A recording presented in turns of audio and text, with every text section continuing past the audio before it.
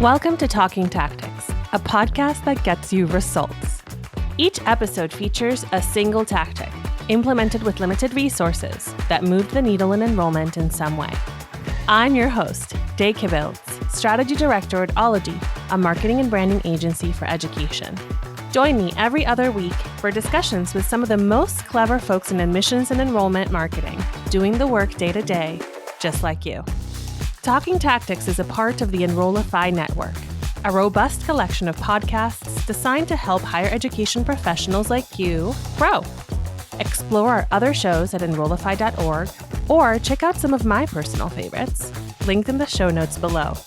Enrollify is made possible by Element 451, the leading AI-powered, all-in-one student engagement platform, helping institutions create meaningful, personalized, and engaging interactions with students. Check them out at element451.com.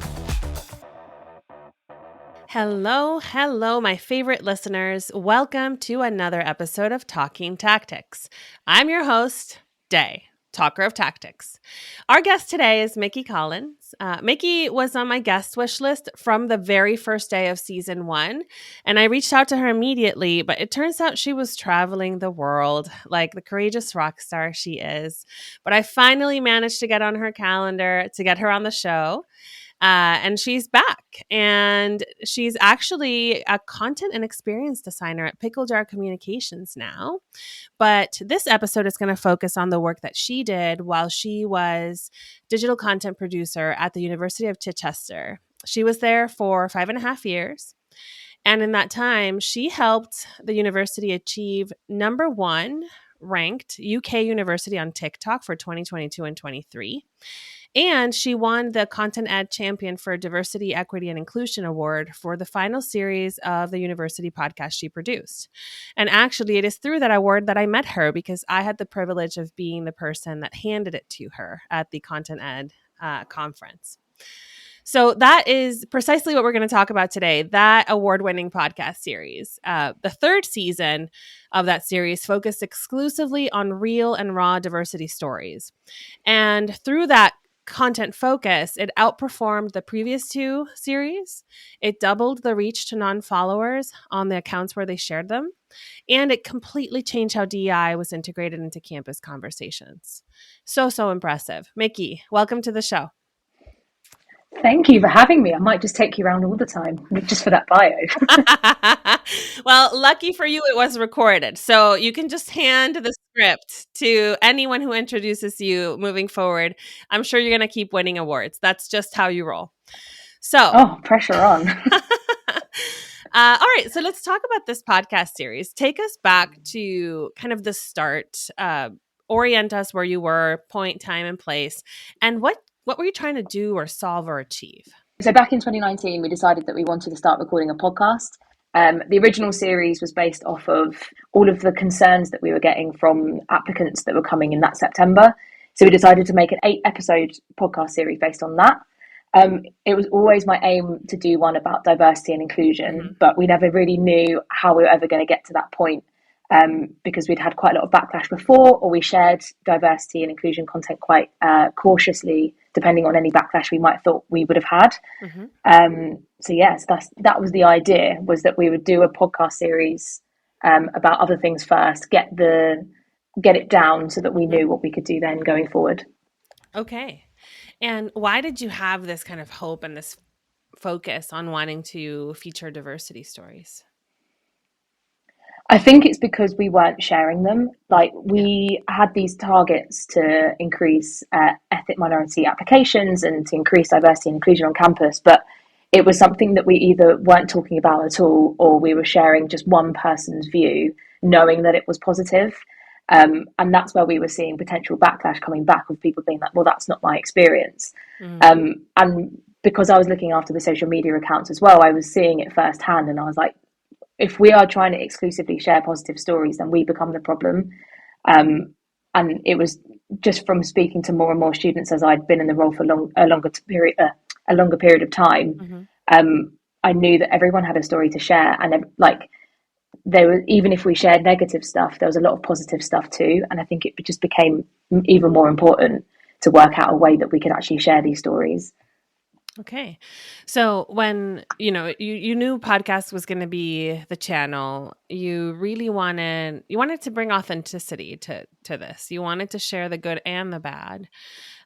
So talk to us a little bit about like how that turned into an idea. How did you find students to feature? What types of stories were you looking for? And then for our listeners who haven't quite heard the podcast series, like what type of topics were included in there? So the original series, I wanted to make sure that it was really honest experiences. So the first series wasn't about diversity and inclusion; it was about other concerns Mm-hmm. students may have before coming to campus. And it was really important to me that it was really lightly edited and really conversational and Mm-hmm. really friendly. So once we had that format, that's what we then used for the diversity and Okay. inclusion series. So there was a student, I'm going to name him, his name is Ray. He Hi, was a Ray. trans student at, hi Ray. He was a trans student at the university, and he had a blog that wasn't anything to do with us. He just kind of did it on his own. And we only caught wind of it because he'd mentioned the University of Chichester.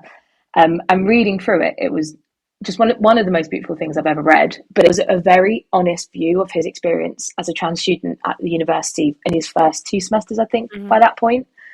And just reading through it showed that type of honest and raw experience. Mm-hmm. Although he shared a couple of things that weren't so positive about the Mm-hmm. university, the rest of it was extremely positive.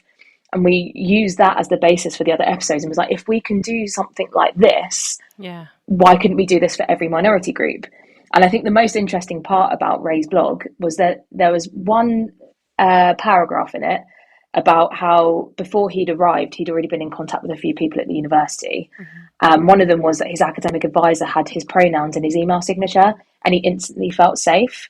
And I remember Oh, reading that and being like, if something so simple can make someone feel so welcome and safe, why are we not all doing it? So I remember doing it, and then I sent the blog to my manager, and then she did it, and then I didn't say anything. I sent it around to a few other people, and then everyone did it as soon as they read his blog. And we were like, well, how much of an impact could we actually make if something so simple helps so wow. many people? Why are we not all doing it? So that Ray's blog was the initial idea for the Yeah. series. I just got chills thinking about that. Just the power of something so simple, and just how that sparked something within you to say, hey, there are these stories exist in other groups. Let's share them. Let's find them. So how did you find the students to feature in series 3? So the beautiful thing about Chichester is that the Students' Union and University work very closely anyway. So I was already in contact with quite a lot of the students that worked actively with the Student Union. Mm-hmm. So there was a student who was the LGBTQ plus officer at the time, Riley, who helped me a lot with the LGBT episodes. And then from that point, I then just kept speaking to the different students that I knew. And I was like, these are the types of episodes I'm thinking of recording. Mm-hmm. Can you recommend anyone? And I really wanted to work with students that we hadn't worked with before as well. I felt that that was really Mm-hmm. important. Mm-hmm. And we also used our Instagram account, the university's Instagram account, quite heavily. And we just said, like, we're looking to record these 8 episodes. Like, comment in the little Q&A box if you know anybody or if you feel that you could offer anything. And one of the other things was there was a couple of students that didn't want to record the episodes for Mm-hmm. various reasons, but they helped us shape them, and we spoke to them to make sure that we had a lot of different views and Mm-hmm. experiences within the episodes themselves as well. Mm-hmm. So what was that list your wish list of episodes? So it was, let me just get it up because otherwise this is a big test of memory day. You can read it. Nobody knows. Nobody can tell. So there were 8 episodes, which were being a student with disability. I can say that again. So there were 8 episodes, which was being a student with disability, being in the LGBTQ plus community, being a Black student, being a non-binary student, being a trans student, being a person of color, being an international student, and being given a second chance. Oh, wow. That's beautiful. Okay. And did you get a lot of response in that little Q&A box? We Yeah. did. There was a few that there was a couple of episodes we already had ideas of people we wanted for, but I was like, I had this idea and I was like, I don't even know if we're going to get enough students who want to do it. And we did. We had so many students, and it was really important to me that we didn't just have one person from those categories for each episode. I really wanted to make sure that we had lots of different students. So, because a lot of them had very different experiences, even though they're in the same minority group. And that was really important to have a conversation about it and make sure that we weren't just showing one person's experience and then trying to say that that's what everybody's going to feel. And I think that's what made the episodes even better. And so each episode featured more than one student or person? Yeah, the aim was to try and get 3 if we could. Okay. But some, just from general logistics, when minimum was 2. Okay. There was also we had a mix of 3 different hosts as well that hosted different episodes. Okay. So if those hosts related to any of the episodes, then we made sure that they were hosting them. Okay.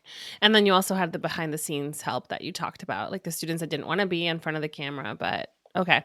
Now, for our listeners who have never, ever done a podcast on their campus before, can you just briefly talk to us about how that works? How do you record? Where do you record? Who edits?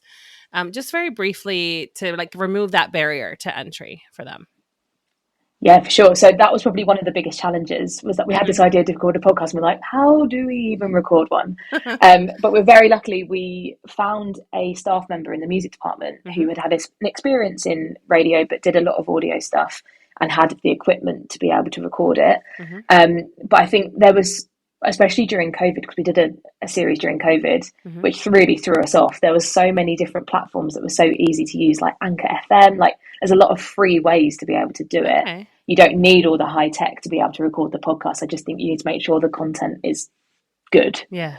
But yeah, I was very, very lucky that we had a staff member that had the experience of doing it. So we had to make sure we recorded in a quiet room, which was very, very difficult on a small campus. I think on one of the episodes, I'd picked a room which I thought was quiet, and then there was a massive beeping barrier to the car park next to it, and we were like, this is a nightmare. And then in terms of the actual content itself, so I wrote a very detailed brief for the hosts, but I gave a very short brief to the guests because I wanted them to be a little bit prepared, but I didn't want it to feel like an interview.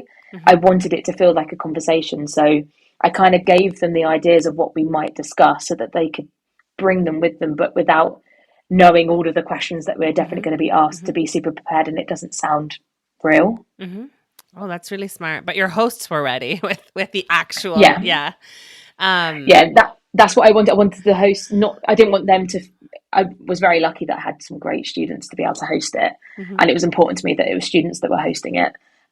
But the questions that they were asking, I wanted them to kind of ask them to lead a conversation and then have a conversation. And then if it went off track, kindly guide it back. Because there was a lot of times where people would kind of go on off a bit of a tangent. It's like, okay, not the point. Let's go back to what we were talking about, which they did brilliantly. That's amazing. Well, and what an experience for them too, resume building experience for them too. I will say this, back in the day when I worked at a university campus, depending on the size of your school, you might have soundproof booths someplace on campus, like recording equipment, or as Mikki shared, there might be one staff member, faculty member that knows how to do this. Ask around. Like, you don't have to reinvent this wheel all on your own. But I'm assuming that an even greater challenge for you was approval, or, did you have to run this by someone? Was there resistance to share this authenticity? Walk us through how that worked.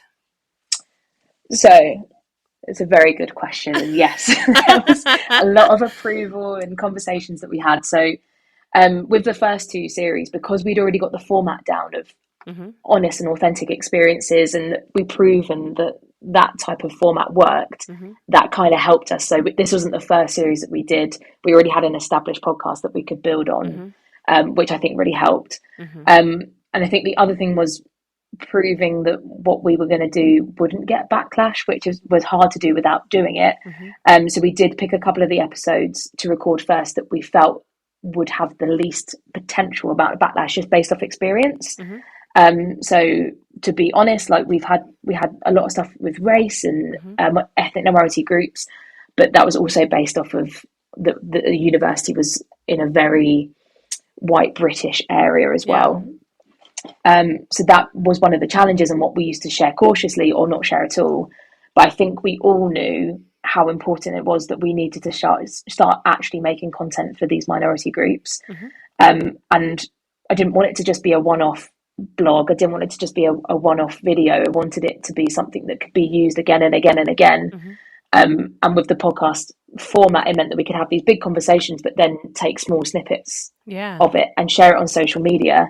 So a long-winded way of saying that we recorded one of the episodes first and then showed some of the higher up people in the department and got the AOK, and then moved on. We did one episode at a time, made sure that we got all the approval, and we very rarely had to edit anything out. And if we did edit things out, it was just because people had gone off on a tangent rather than what they were saying.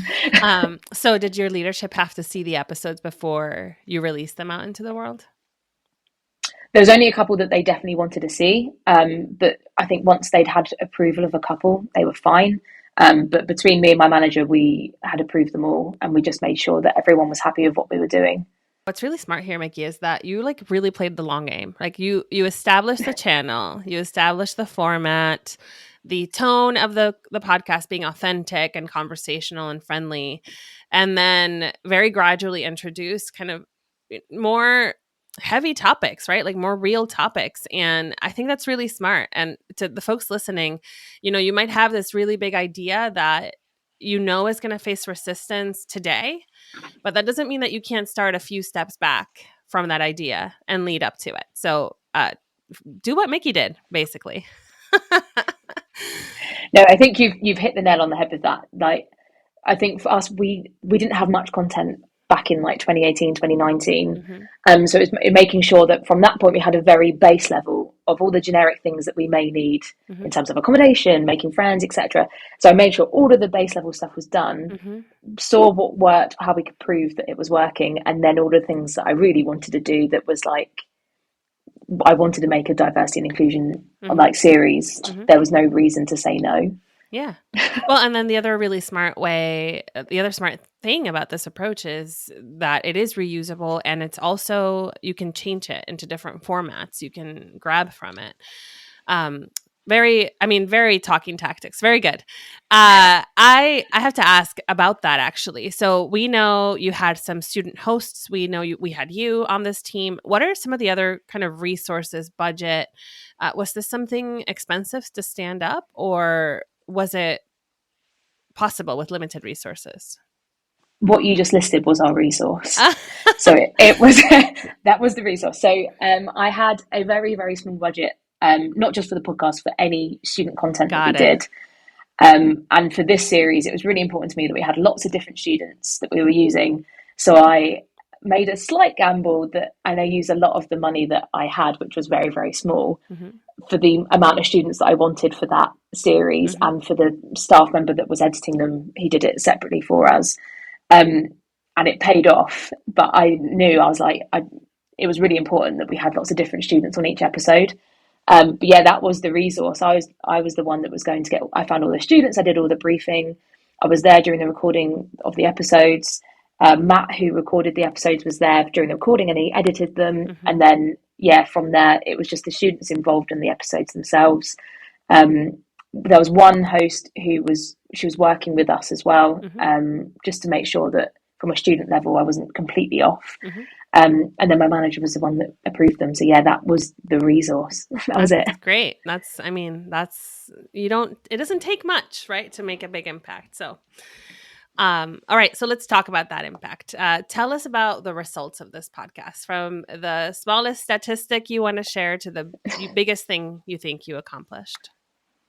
So I think the main thing, which we were thinking before we recorded, was that because they were quite niche episodes, we knew that there potentially was going to be a small engagement level, and we were fine with that. And just because it was a small engagement level didn't mean that it wasn't bad. It was just because there was a small number of those students on campus and those applying.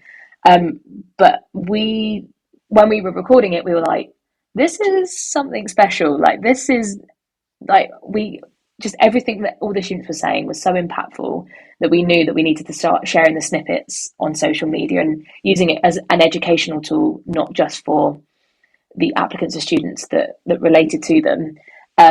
So in terms of the episodes that we recorded, it outperformed the first two series by over double. So it had 2,649 views between the 8 episodes and 312 audio listens. It's also worth mentioning that Chichester has 5,500 students. So these are big numbers for us. Yeah. And then through the social media snippets, we reached nearly 50,000 people just from those 8 episodes.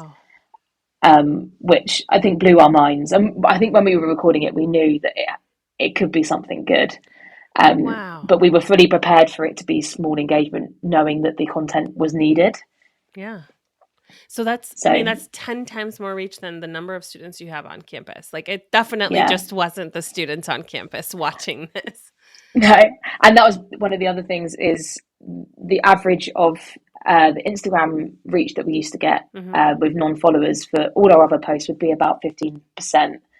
Whereas with the snippets, it was reaching 33% of non-followers as well. So yeah, there was only positives from it. That's really incredible. So, I mean, and what a fantastic way to be discovered and engaged on followers, leading with this authentic content that is featuring all sorts of stories from your campus. That's really amazing. Yeah, there's a few other things as well. I think one of the things, again, this is just from where we've done a lack of diverse content, which is definitely on our part, was the amount of USPs we discovered through the podcast as well. Which, like in the disability episode, the one of the wheelchair users was talking about how flat the campus is, which you don't really think about, but for him, he was like, that's amazing. That's one thing he was looking for. And the town itself was really easily accessible and you can navigate, and it's really flat. And then in terms of from the LGBT episodes, which was brought up in every single one of them, was the amount of staff members that had their pronouns in their email signatures and on their open day slides as well. And having the LGBT flags on the show was one of the reasons that they chose Chichester, and something so simple is so impactful. And I think that's where we started to realise the impact it could have outside of the digital world. And there's just so many benefits from it. Yeah. So what are some of those kind of outside of the digital world results that you saw? So some of these were kind of in the plans anyway, but I think the podcast kind of helped push it. And the students from the podcast were helping to push it as well, which progress flags were permanently painted on both campuses. There was students from the podcast were already involved, but they were leading the DEI CPD sessions for staff, which some of them became compulsory for staff members to do. More staff were adding their pronouns to their email signatures. That just continued to grow and grow and grow. And then there were larger conversations amongst the senior leadership team too. And this year, the Students' Union at Chichester were named the most inclusive university of the year for the National Student Pride Awards as well, which they use some of the podcast episodes for their application.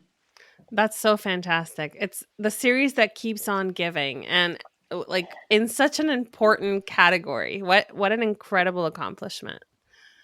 Yeah, and I think the best bit is we started to record it in December 2021, and like snippets and everything is still being used to this day. And it just shows we made 8 episodes and that was it.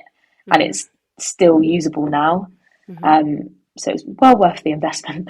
Well worth it. And I mean, it's content that lives on, right? And I'm sure that, I mean, you're not there anymore, but the team will continue to want to update this. But the precedent that has been set, right? Like there's this fear that you talked about at the beginning of the episode is no longer there, right? Like we know authentic stories work. We know our audiences are hungry for this. And when we don't share authentic content, then they know we're hiding something, right? Because we all know things aren't great all the time, everywhere. So well done. Absolutely. And I think the amount of, thank you. I think the amount of students that then wanted to be involved, and that included the students that were on the podcast themselves. And then once they were being shared, there were other students that we hadn't even seen their names before. And it was a small campus too. So we used to know people who coming up with ideas and wanting to be involved. And they're like, if you do another series of podcasts, we want to do this. And we'd never been in a position before where we had too many people wanting to work with us.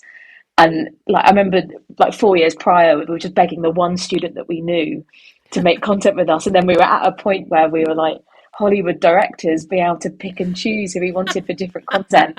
And it was great. And it was so lovely because I think we'd spent so long trying to for like photo shoots, having a diverse group of students and students feeling like a token, that because we were finally representing them in the right way and sharing their stories, we had lots of different students wanting to work with us. And it just became a much more synonymous, is that the right word?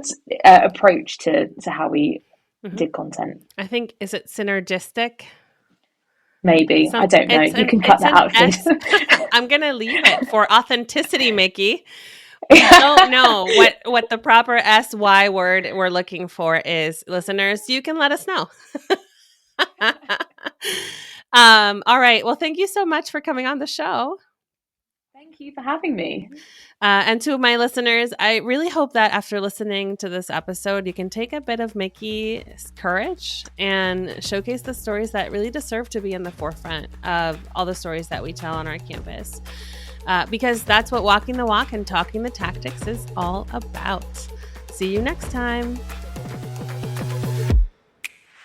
The Talking Tactics podcast is part of the Amplify podcast network. If you like this podcast, chances are you'll like other Enrollify shows too. Our podcast network is growing by the month, and we've got a plethora of marketing, enrollment, and higher ed technology shows that are jam-packed with stories, ideas, and frameworks, all designed to empower you to be a better higher ed professional. Our shows help higher ed marketers and admissions pros find their next big idea and feature a selection of the industry's best as your hosts, like Jamie Hunt, Allison Tercio, Jenny Lee Fowler, Jeremy Tiers, and so many of your other favorite leaders in higher ed too. Enrollify is made possible by Element 451, the leading AI-powered, all-in-one student engagement platform, helping institutions create meaningful, personalized, and engaging interactions with students. Check them out at element451.com.